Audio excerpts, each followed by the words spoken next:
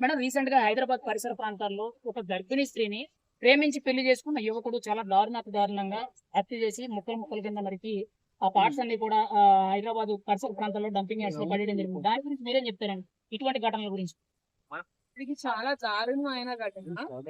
అసలు ఒక పెళ్లి చేసుకున్న అమ్మాయిని, ఒక ప్రేమించిన అమ్మాయిని, తట్టు గర్భవతిగా ఉన్న అమ్మాయిని అలా ఎలా చంపాడు అనేది నాకు నిజంగా ఆశ్చర్యంగా ఉంది.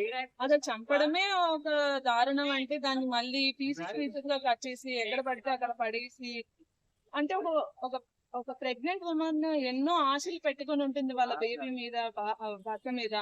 అలాంటి అమ్మాయిని చంపాడంటే వాడు చాలా పైకి అయినా ఉండాలి, సీరియస్ ఏమైనా క్రైమ్స్ అయినా చేసి ఉండాలి, లేకపోతే వాడికి కనీసం గిల్ట్ కూడా లేదు వాడు చేసిన అంత దారుణమైన విషయం మీద.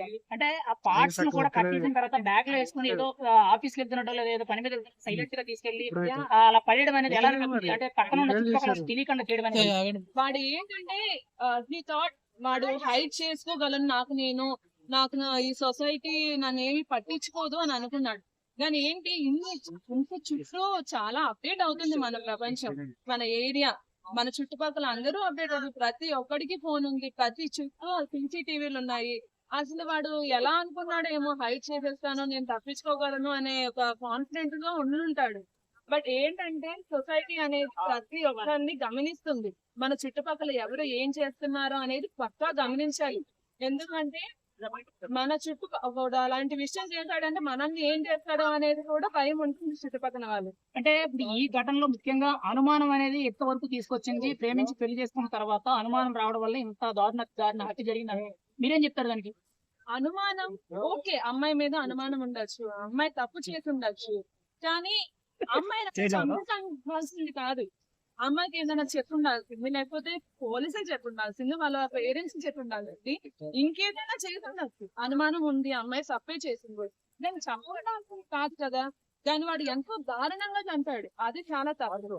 అంటే ఇక్కడ మహిళ చనిపోయిన తర్వాత తన తరపు వాళ్ళు అంటే కుటుంబ సభ్యులు ఎవరైతే ఉన్నారో తన ఫ్యామిలీ సపోర్ట్ కనీసం చూడడానికి కూడా రాలేదని చెప్పి ఒక వార్త అయితే వినపడుతుంది. ఎంతవరకు కరెక్ట్ అంటారు? ఈ కులాంతర వివాహం చేసుకున్న తర్వాత ఇంత దారుణంగా చనిపోయిన తర్వాత తల్లిదండ్రులు చూడడానికి కూడా రాకపోవడం అనేది ఎంతవరకు కరెక్ట్? నాకు అనిపిస్తుంది మరి వాళ్ళు కూడా ఎంతో బాధపడి ఉంటారు కదా. నా కూతురు నేను ఇంత బాగా చూసుకుని పెంచిన నా కూతురు నన్ను వదిలేసి వెళ్ళిపోయింది అని బాధ ఉంది వాళ్ళకి. కానీ వచ్చారు, రాకుండా అయితే ఉండరు, కానీ వాళ్ళకి కొంచెం టైం పడుతుంది అని నేను అంటున్నాను. అంటే ఇది ముఖ్యంగా క్యాస్ట్ ఫీలింగ్ వల్ల జరిగిన మ్యారేజ్ కాబట్టి దాని వల్ల దూరంగా ఉన్నారు. ఆ తర్వాత ఈ పరిస్థితి వచ్చింది, అనుమానం అనే దాని వల్ల హత్య జరిగిందని చెప్పి అసలు గవర్నమెంట్ అయితే ఒకవైపు ఏమో